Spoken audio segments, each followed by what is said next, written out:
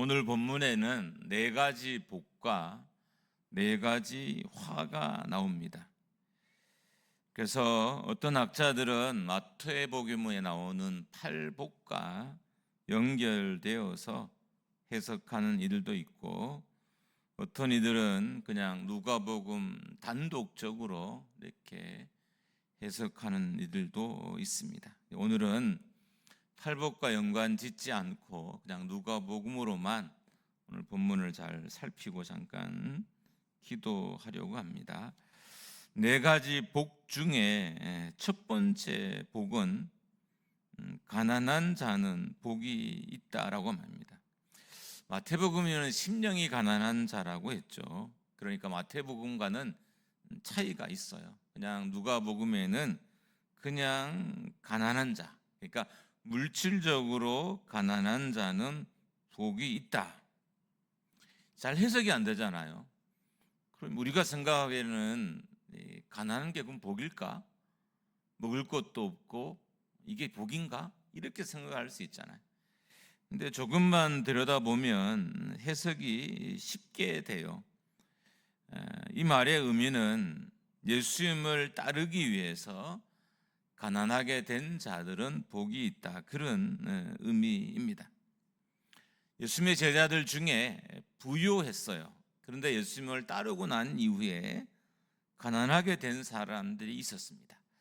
대표적인 사람이 베드로, 마태, 요한과 같은 사람들이에요. 이 사람들은 예수님의 제자가 되기 이전에 좀 부유했던 것으로 보여요. 그런데 당연히 가장들이 예수님을 따르게 된 이후로부터 자연적으로 그의 가정들은 아마 가난하게 되었던 것으로 보입니다. 그러니까 이런 의미가 되는 거죠. 하나님 나라를 위해서 가난하게 된 것은 복이다, 이런 거죠. 게을러서 가난하게 된 것, 욕심으로 잘못 투자해서 가난하게 된 것, 낭비해서 가난하게 된 것을 의미하지 않아요. 그러니까 하나님의 나라를 위해서 가난하게 된 사람은 복이 있다, 그런 의미입니다. 20절에 보면 왜 이 사람이 복이 있는지를 명확하게 설명을 합니다. 예수께서 눈을 들어 제자들을 보시고 이르시되 너희 가난한 자는 복이 있나니 하나님의 나라가 너희 것이며. 그러니까 물질은 잃었고 물질 대신 소유한 것이 생겼는데 하나님의 나라를 소유하게 됐다는 거예요. 그러니까 하나님 나라를 소유한 자가 가장 큰 부유한 자란 거죠. 그런 의미에서 제자들은 하나님 나라를 소유했기 때문에 그들은 부유한 자가 됐던 거예요.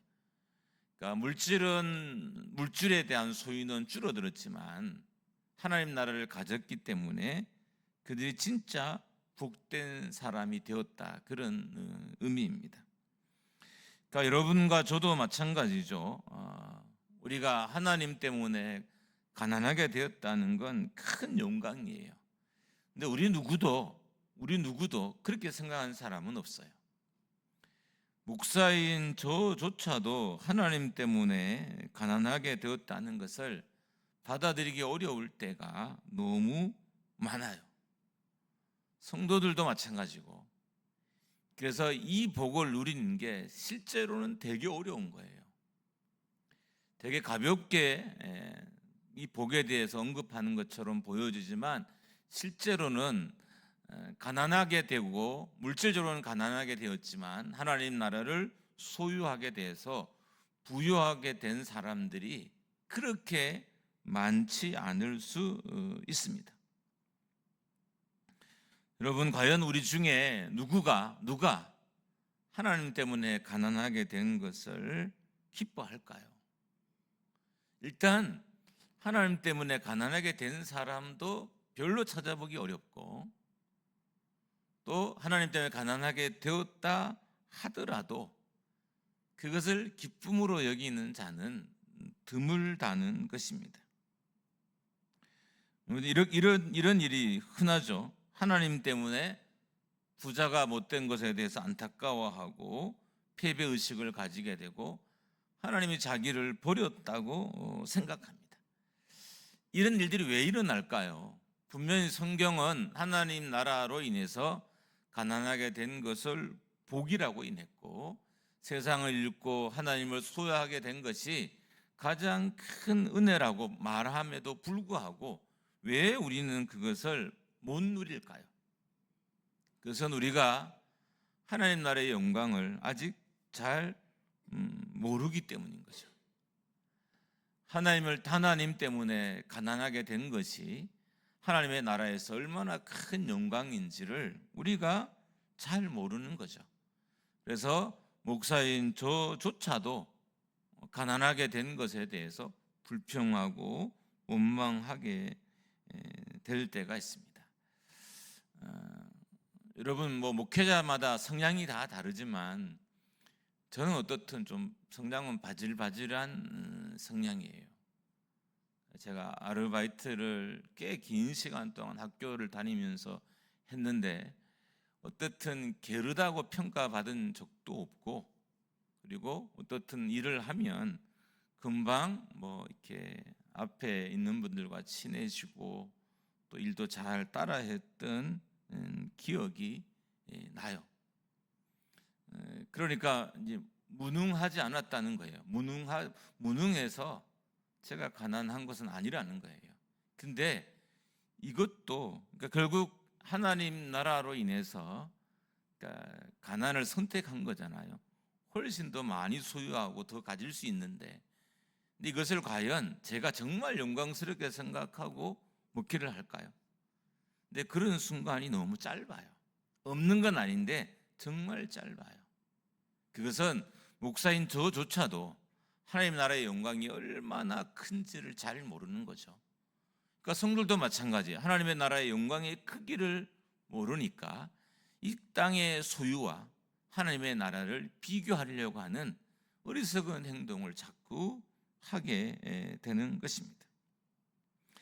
그래서 우리가 할 수만 있다면 기도할 때 하나님, 내가 하나님 나라의 영광을 조금이라도 알게 해주십시오라고 기도해야 돼요.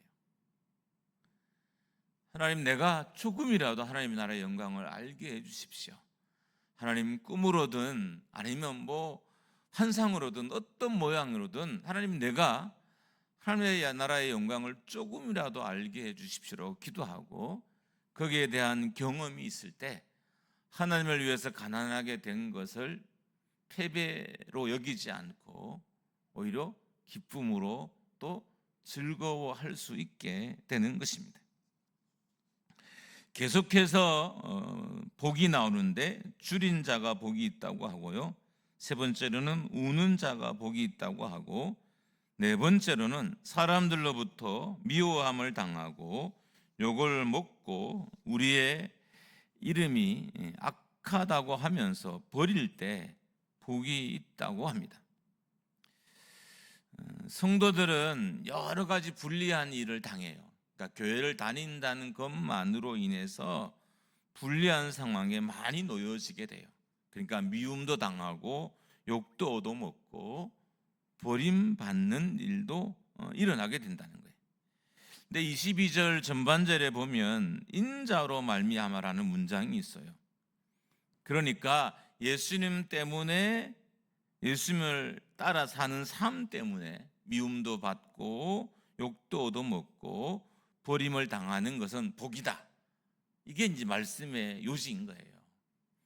그러니까 내가 실수하고 내가 잘못해서 사람들로부터 버림을 당하고 미움을 받고 욕을 먹는 그것을 복이라고 여기는 게 아니에요. 하나님 때문에 그리스도 때문에 인자로 말미암아 버림을 받고 욕을 먹고 그리고 미움을 당하는 것이 복이다.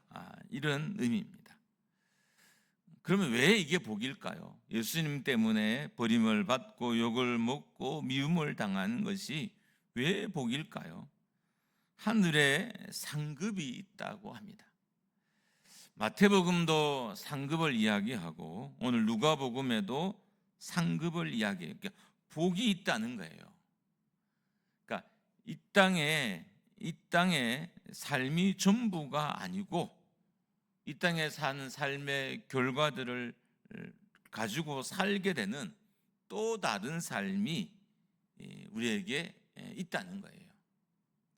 그래서 그것을 복이라고 여기는 것입니다. 여러분, 만약에 여러분과 제가 이 땅의 삶이 전부라면 우리는 정말 가장 불행한 사람이에요. 이런 거죠. 있지도 않는 하나님 나라를 위해서 충성을 하고 다가오지도 않는 하나님 나라를 위해서 살기 때문인 거예요.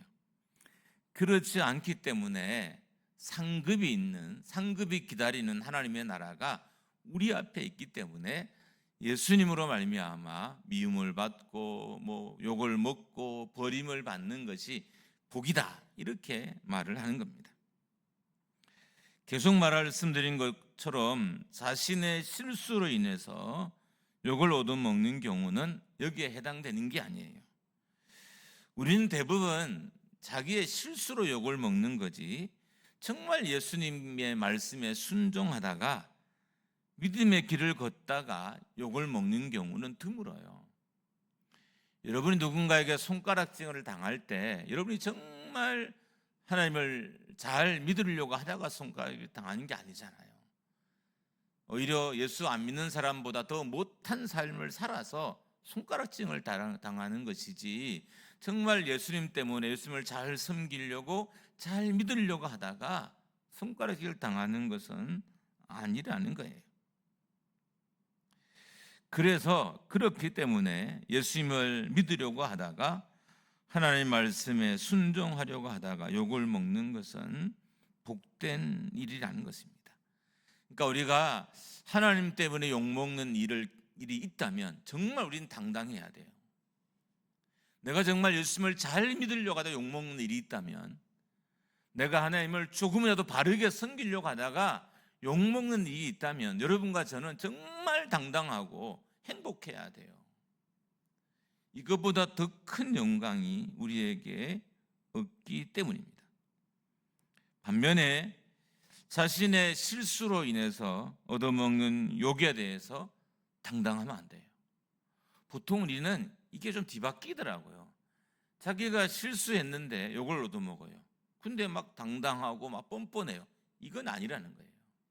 정말 하나님 나라를 위해서, 복음을 위해서, 교회를 위해서 헌신하다가 당하는 비난이나 이런 책망이나 이런 것들은 기뻐하고 우리가 즐거워해야 될 일이에요. 이거 교회 안에, 성도들 안에 이런 일이 많다는 것은 정말 너무 멋진 일이에요. 교회 안에 있어야 될 일이지만 실은 일이 많지 않거든요. 우리 중에 정말 예수님을 더 잘 믿으려고 하다가 욕을 먹는 사람이 과연 몇이나 될까요? 지금보다 예배를 더 잘 드리려고 하다가, 지금보다 더 말씀에 더 순종하려고 하다가, 지금보다 주님의 뜻에 더 합당하게 살려고 하다가 욕먹는 일들이 빈번할까요? 그렇지 않는 거죠. 그래서 누가는 이게 복이다, 이렇게 말을 합니다. 다음에는 4가지 화가 나와요. 부요한 자, 그 다음 째는 지금 배부른 자, 그 다음에는 지금 웃는 자, 그리고 4번째로는 모든 사람들이 너희를 칭찬하면 화가 있다. 앞에 4가지 복이 나오고 뒤에 4가지 화가 나와요. 근데 부요한 자, 그 다음 째 지금 배부른 자, 지금 웃는 자, 그리고 마지막 4번째로는 모든 사람들로부터 칭찬을 받는 자. 그러니까 사람들에게 칭찬을 받는 것을 주의하라는 의미인 거예요. 왜냐하면 이스라엘 역사상 칭찬을 받는 대부분의 사람들은 하나님의 뜻에 순종하는 사람이 아니었다는 거예요. 그들은 대부분 다 거짓 선지자였다는 거예요. 그래서 칭찬받는 것은 오히려 화다, 저주다, 이렇게 이야기하는 것입니다. 여러분, 우리가 사람에게 칭찬을 받는다는 것은 어떻게 보면 사람의 기준에 합당하단 말인 거예요. 정말 우리가 말씀대로 살려고 하다 칭찬받는 것도 있지만, 많은 경우는 내가 사람에게 칭찬을 받는다는 것은 그 사람의 기준에 합당해서 내가 칭찬을 받는 거예요. 말씀의 기준에 합당하거나 하나님의 기준에 합당해서 칭찬을 받는 것이 아니라, 나를 칭찬하는 그 사람의 기준에, 사회의 기준에 내가 맞아서 내가 칭찬을 받는 거예요. 그럼 과연 내가 이 시대에 잘 적응하는 목회자가 과연 바른 목회자일까요? 과연 성도들에게 칭찬을 받는 목회자가 정말 바른 목회자일까요? 어떻게 보면 성도들로부터 오히려 공격을 당하기도 하고, 그런 목회자가 더 바른 목회자일 수도 있어요. 어떤 관점에서 보면. 그런 의미에서 칭찬을 받는 건 화다, 이렇게 말을 합니다. 자, 이제 하나만 나누고 기도하려고 해요. 신명기에 보면 그리심산과 에발산이 있어요.